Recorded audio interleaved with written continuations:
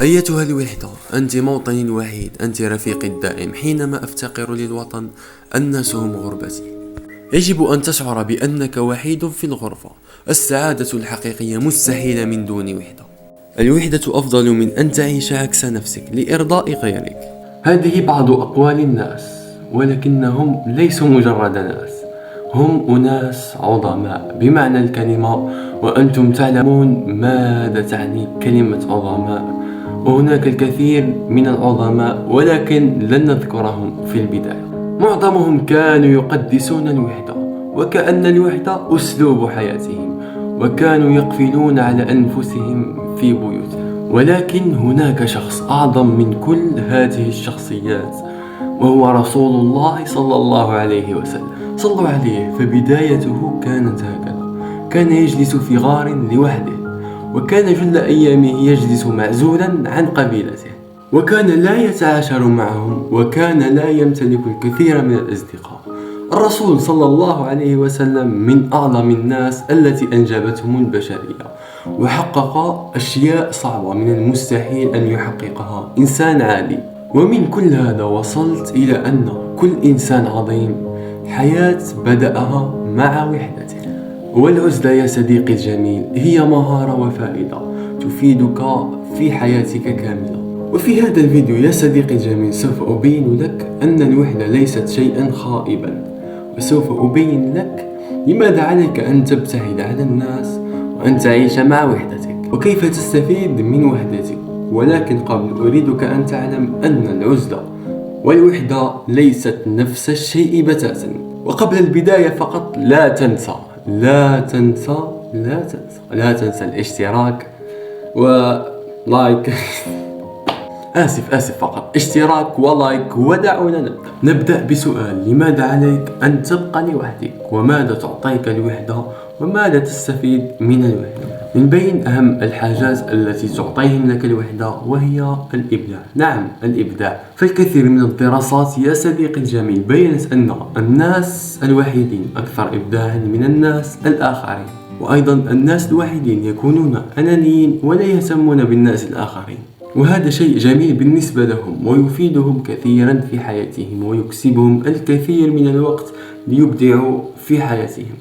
ولهذا نرى أن فنانين ومشهورين هذا الوقت لم يدرسوا في مدارس أو كليات لتعليمهم الغناء أو العزف، بل أنهم تعلموا من وحدتهم في صغرهم. ولهذا إذا كنت تبقى لوحدك، ابحث عن أي شيء تفعله، هوايتك أو شغفك أو إبداعك، أو ابحث عن عادة تفعلها أثناء وقتك مع وحدتك. وثاني شيء يا أصدقائي، نسيت أن أقول أول شيء هو الإبداع في الأول، ولكن لا بأس. نعم، وثاني شيء يا أصدقائي الابتعاد عن الناس يكسبك الثقة في قدراتك.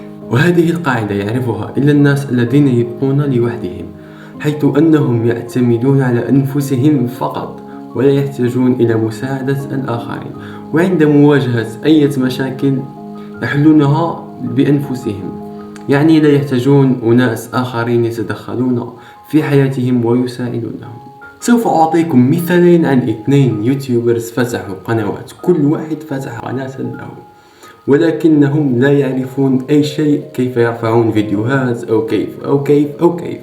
نعم، صديقنا الأول عند فتحه لقناته في اليوتيوب، وهو إنسان اجتماعي للعلم فقط، لديه الكثير من الأصدقاء. والمهم لا علينا، كان يريد أن يعرف أو يتعلم كل شيء عن اليوتيوب من عند أصدقائه، ولكن أصدقائه يرفضوه، وعندما تم رفضه اعتزل اليوتيوب.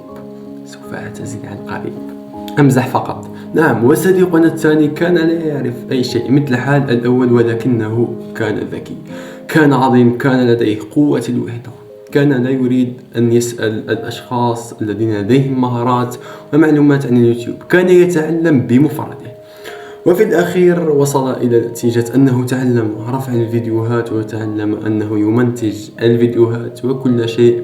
ومن هذه القصة الواقعية نتعلم أن الوحدة شيء عظيم ويحتاجه كل شخص يريد أن يصبح عظيما في حياته. ثالث شيء يا أصدقائي، سوف تعرف نقاط قوتك ونقاط ضعفك، وسوف تتصالح مع رأسك.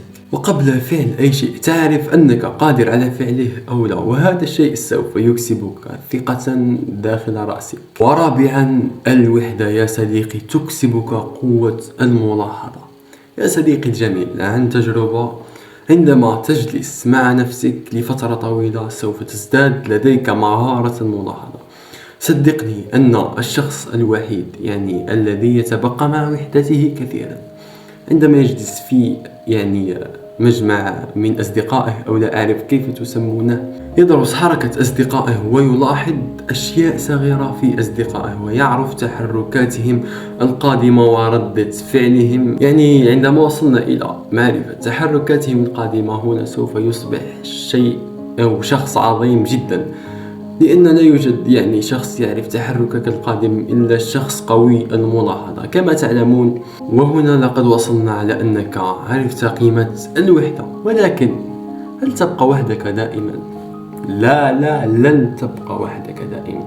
أكيد عليك أن تصادق أصدقاء وعليك الجلوس مع عائلتك وقضاء جو مع العائلة، وعليك الخروج أنتم تعرفون الأجواء.